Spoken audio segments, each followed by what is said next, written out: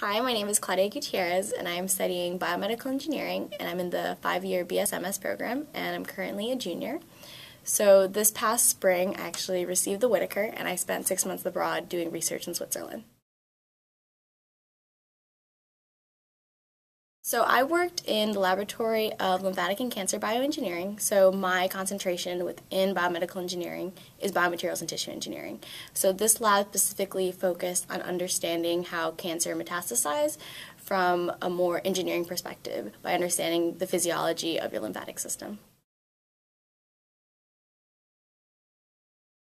I'd actually had previous research experience, and I didn't get to do as much as I would have liked. So it was just 10 weeks. It's really short. And so getting to do research for 6 months, I knew that that would mean that I'd get to design my own experiments. I'd get to really understand what it was like to be a researcher. And especially in biomed engineering, that is such a huge component of kind of contributing to our field. I was actually surprised at how comfortable people were with speaking their own languages. I feel like in the US, you're expected to only speak English, and that when you speak another language, people assume that you're either talking about them or it's disrespectful, while it was very welcomed in Switzerland because everyone was kind of away from home. And so then at lunch, when we would all get together, people would talk about their home country. So I actually had Italian PhD students, so they would joke about their president because they are known for having a corrupt government. And then there was a girl from Greece, and she was saying how, well, we don't have the best economy, and that's why we have Switzerland, because Switzerland has to keep the money safe. And so it was really funny to see how everyone kind of had this really global perspective. And then I really didn't know what was going on in any of these countries when I first got there. So I learned a lot pretty quickly. I grew up in two cultures, so my parents are Costa Rican, so I thought that I'd be able to transition easily between two different cultures, but what I hadn't realized was how westernized Latin America is compared to Europe. And so even though I felt like I was in two different cultures, it actually had a really strong influence of the US and the Costa Rican culture at this point.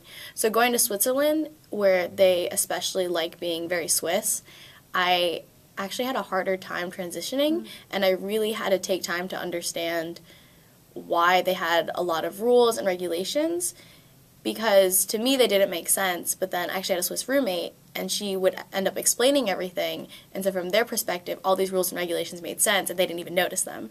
It was actually really efficient if everyone is on the same schedule. And so I asked, well, how come you never have things open late? Isn't that inconvenient? And they actually said, so when I was talking to my roommate, she said, it's inconvenient to tell someone to work late at night because now they're away from their friends and their family. And so why should I want someone to work late at night for my convenience? So with the application process, the hardest part, of course, was the personal statement. I hadn't written one since I applied to college, so it had been about 3 years. And what was so difficult about it was I had to really define why I wanted to go to Switzerland. And prior to that, I just thought, oh, it'd be kind of nice to see Europe. But that's not good enough. That's not why you can get funded to go abroad.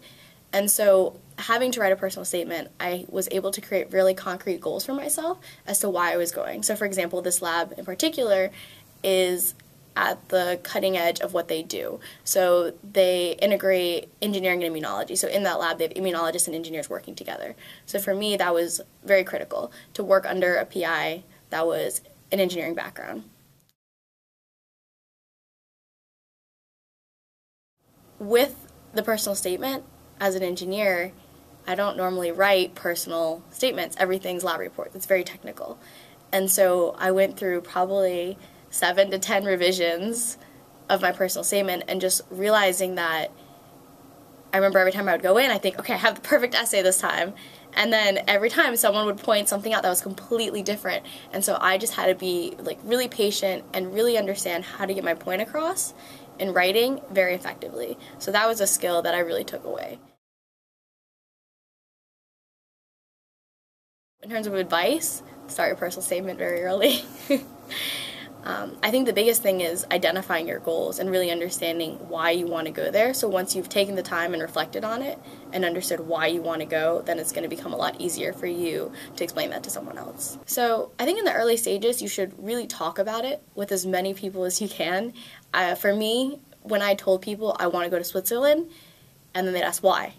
And so the more conversations I had about why I wanted to go and that this was something that I considered very real, by the time I was finished with the application, it was no longer a possibility to me. It was something that I had to make happen. And so when you invest that much time into it and you've had these conversations, you now can make a really good case as to why you want to go. And I think for me that was really beneficial when writing my application, is that I had taken this time to understand why it was that I wanted to go abroad.